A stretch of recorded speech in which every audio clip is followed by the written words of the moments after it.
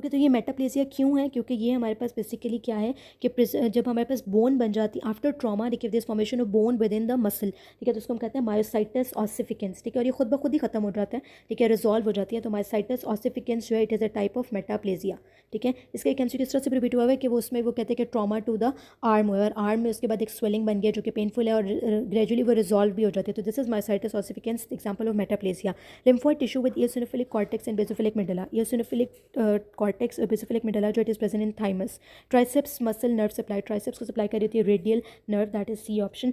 क्योंकि back of the arm पे और फोर आर्म पे सारी जगह पे रेडियल नर्व सप्लाई करती है। Patient with HIV present with some purple rash on the forearm causes, ठीक है। तो HIV के पेशेंट के अंदर क्या स्किन के अंदर क्या होता है, कपोसी सार्कोमा होता है और ह्यूमन हर्पीज वायरस एड जो है वो कॉज करता है। Patient with localized circumferential lateral wall infarct which artery is involve, ठीक है। तो लेटरल वॉल इन्फार्क्ट जो है लेफ्ट सर्कमफेलेक्स आर्टरी की वजह से होता है।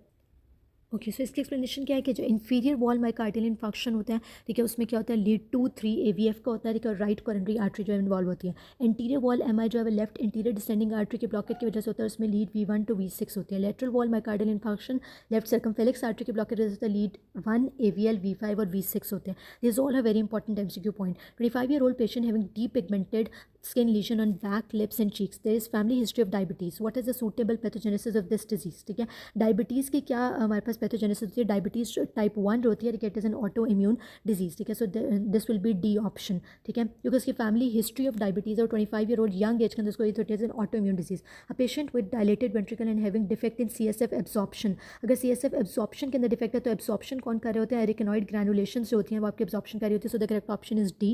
Axillary artery is form by axillary artery किस तरह बनती है, ठीक है, जो बेसिलिक वेन और वेना कैमेटिस और द ब्रेकियल आर्टरी होती है मिलकर एक्सिलरी आर्टरी बनाती है, ठीक है। Okay, residual volume always remain in the lung, ठीक है, जो रेजिडुअल वॉल्यूम, ठीक है, that always remain in the lung, ठीक है, वो क्या करता है, वो एल्व्यूलाई को कोलैप्स होने से बचाता है, ठीक है, अदरवाइज एल्व्यूलाई कोलैप्स हो जाए।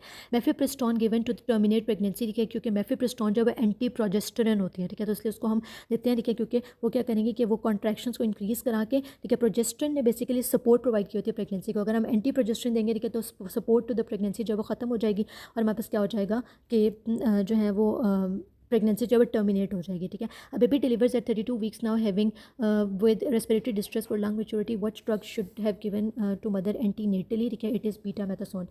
Betamethasone is preferred to dexamethasone. Movement of the brain with skull is limited by Fox cerebri. Toxoplasmosis is caused by parasite, which is epidemic disease, 90% in France, 50% in USA. In latent toxoplasmosis with latent AIDS was now mostly present with which condition? Options: pneumonia, encephalitis, diffuse lymphadenopathy and genital ulcers. So ये toxoplasmosis जो है, ठीक है, उसकी वजह से क्या develop हो रहा है? एनकेफलाइटिस जो है वो डेवलप हो रहा है, ठीक है। Patient had cough and X-ray shows hilar lymphadenopathy, non caseating granuloma. Non caseating granuloma जो है किस में होता है? सर्काइडोसिस में। और जो ये ग्रैनुलोमा होता है इसमें डिफेक्टिव सेल्स कौन से होते हैं? T लिम्फोसाइट्स होते हैं। A patient has asthma for 6 months involve cells involve will be, ठीक है, एस्थमा जो है, ठीक है, वो एलर्जिक रिएक्शन और सेल्स कौन से इन्वॉल्व होंगे? बेजोफिल्स होंगे, ठीक है, जो कि हिस्टामिन वगैरह रिलीज कर रहे होते हैं। In tonsillectomy which structure should be preserve to prevent hypoparathyroidism. Hypoparathyroidism को प्रिवेंट करने के लिए हमने इंफीरियर थायराइड आर्टरी को जो है वो प्रोटेक्ट करना होता है, ठीक है, क्योंकि इंफीरियर थायराइड आर्टरी जो है वो पैराथायरॉयड ग्लैंड्स होते हैं, 4 पैराथायरॉयड ग्लैंड्स, ठीक है, उन चारों को सप्लाई कर रही होती है इंफीरियर थायराइड आर्टरी। तो अगर हम इंफीरियर थायराइड आर्टरी को प्रिजर्व कर लेंगे तो हम क्या करेंगे? हाइपोपैराथायरॉयडिज्म से पेशेंट को जो है वो प्रिवेंट कर लेंगे। अब patient went to dental clinic for dental procedure, he was known case of MI and suddenly collapse. CT scan brain पे आपको थ्रोम्बोसिस मिल रहा है, ठीक है, तो विच आर्टरी इज इन्वॉल्व, ठीक है, so middle cerebral artery thrombosis होगा, ठीक है। तो क्योंकि वो नोन केस ऑफ MI था और सडनली कोलैप्स और CT स्कैन पे हमें thrombosis of the middle cerebral artery मिलेगा। An old age shepherd having lesion on forehead involving 2 to 3 basal layer with acanthosis and atopia, what is the likely diagnosis? So it will be solar keratosis.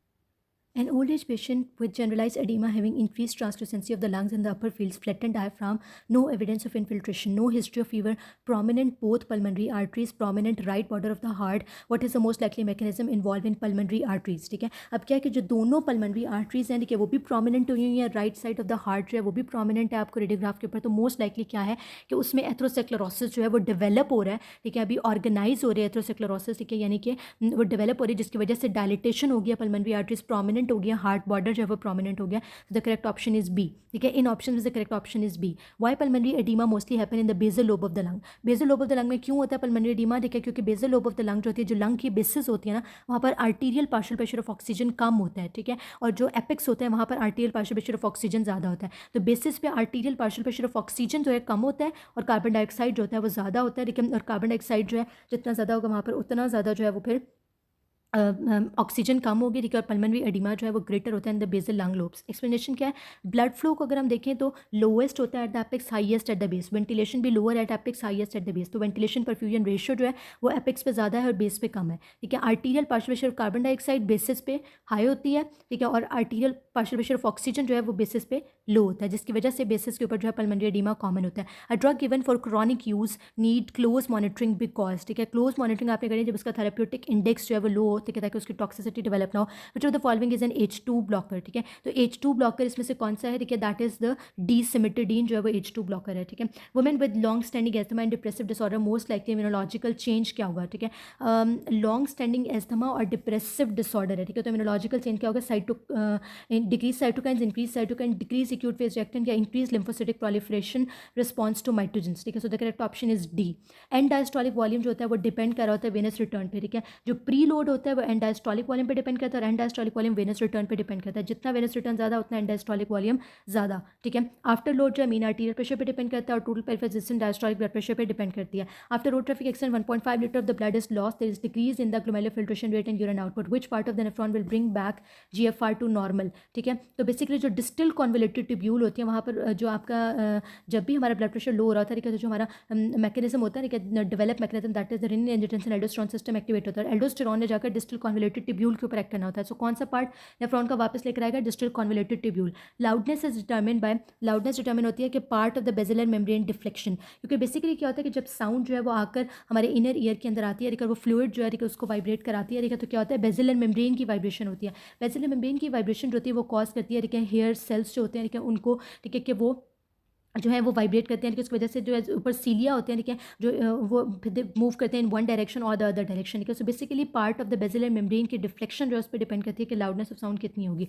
Indirect inguinal hernia जो है it occurs due to the defect of, indirect inguinal hernia जो है वो conjoint tendon के defect की वजह से होता है। अब इनडायरेक्ट इंग्वाइनल हर्निया क्यों हो रहा होता है? इनडायरेक्ट इंग्वाइनल हर्निया होता है जो कि आपके पास डीप इंग्वाइनल रिंग से इंग्वाइनल किनारे के थ्रू सुपरफिशियल इंग्वाइनल रिंग से स्क्रॉटम तक पहुंच रहा होता है, ठीक है। अगर डायरेक्ट इंग्वाइनल हर्निया पूछा जाता है, ठीक है, तो उसमें क्या होता है कि जो पोस्टीरियर वॉल के जब डिफेक्ट होता है, हेज़लबैक ट्रायंगल से डायरेक्ट आता है। तो इनडायरेक्ट इंग्वाइनल हर्निया जो है वो कॉन्जॉइंट टेंडन, ठीक है। बायलैटरल डैमेज टू हिपोकैम्पस, अगर बायलैटरल हिपोकैम्पस डैमेज हो जाएगा तो क्या होगा कि एंटीरोग्रेड इमेनेजिया हो जाएगा, यानी कि आप न्यू मेमोरीज जो है, देखिए, वो नहीं बना सकेंगे। So the correct option would be C, loss of ability to encode events of the recent past and long term memory, ठीक है। यानी कि जो अभी मेमोरी इनकोडिंग हुई हुई थी, ठीक है, वो लॉस हो जाएगी, ठीक है, उसको हम नहीं इनको जो है वो रिटेन कर सकेंगे, ठीक है। जो रीसेंट मेमोरी होती है उसको हम रिटेन नहीं कर सकेंगे, ठीक है।